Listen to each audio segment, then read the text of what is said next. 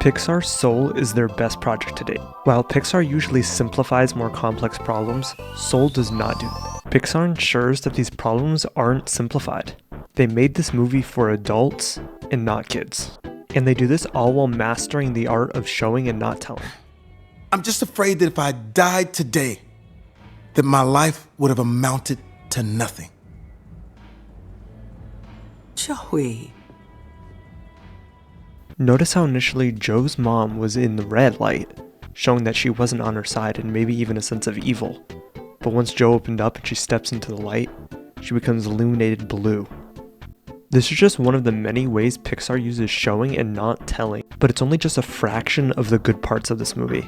Take this scene for example where Joe's just taking in the simple things in life. For me, the scene where Joe is hired as the full-time band teacher kicks off the movie for me. No more part-time for you. You're now our full-time band teacher. Job security, medical insurance, pension. Wow, that's great. Welcome to the MS-70 family, Joe. Permanently. Thanks. What's great about this scene is Disney doesn't need to tell you what's happening. We can tell by his face that he's disappointed. Oftentimes, Pixar movies can really hit home their message, but they can also just bonk you on the head with it constantly. In my opinion, when Pixar shows you what's happening rather than telling you, the message hits home a lot harder. Essentially, the movie follows the character Joe. His dream for his entire life was to play in front of an audience, to be in a band. When he finally reaches his dream, he's knocked down. He essentially dies, and in order to be given a second chance at life, he has to help someone else find their spark. There, he learns more about himself. From there, he realized how obsessed he was with this one dream, this one goal. And he realizes life is about the simple things rather than aiming at one goal. And again, Pixar nails this idea with this scene in the movie. What's wrong, Teach? It's just, I've been waiting on this day for my entire life.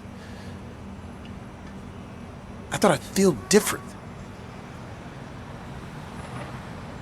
I heard this story about a fish. He swims up to this older fish and says, "I'm trying to find this thing they call the ocean."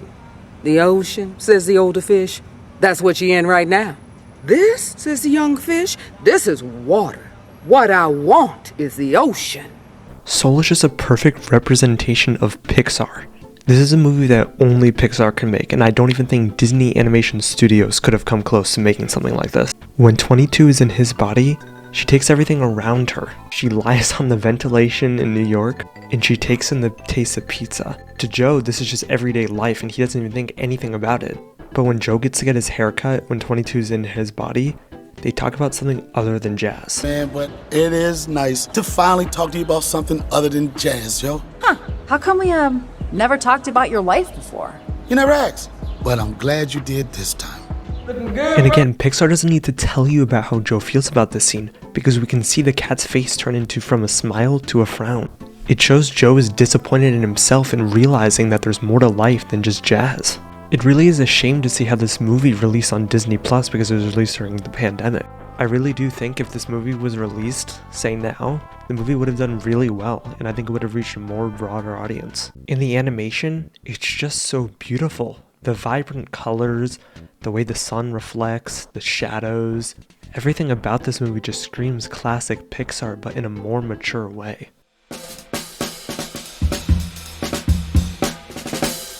The two broad themes covered in Soul are life and death, but more importantly, one's purpose. What's really special about this movie and how it handles its purpose is the ending. This is one of the few Pixar and Disney movies that end on a cliffhanger. Just take a look at this powerful ending scene. So, what do you think you'll do? How are you going to spend your life? I'm not sure. But I do know. I'm gonna live every minute of it.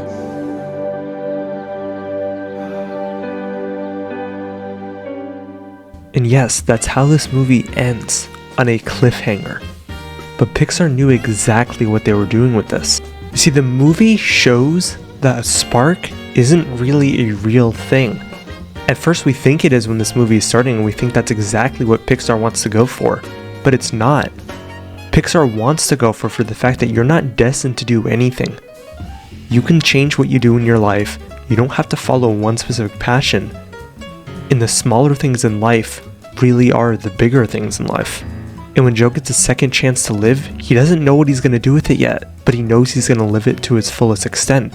And I think that's why Pixar left this on a cliffhanger. We're supposed to guess what he's going to do.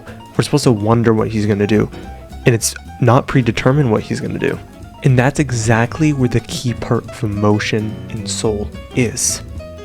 It's the emotion of what we're going to do. It's the emotion of the feelings that we feel as real human beings on a day-to-day basis.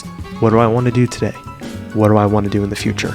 Emotions don't just have to be sad, happy, angry. It's not the emotions that are depicted in Pixar's Inside Out. It's the emotions that we feel more deeply. It's the more deeper connected emotions with life.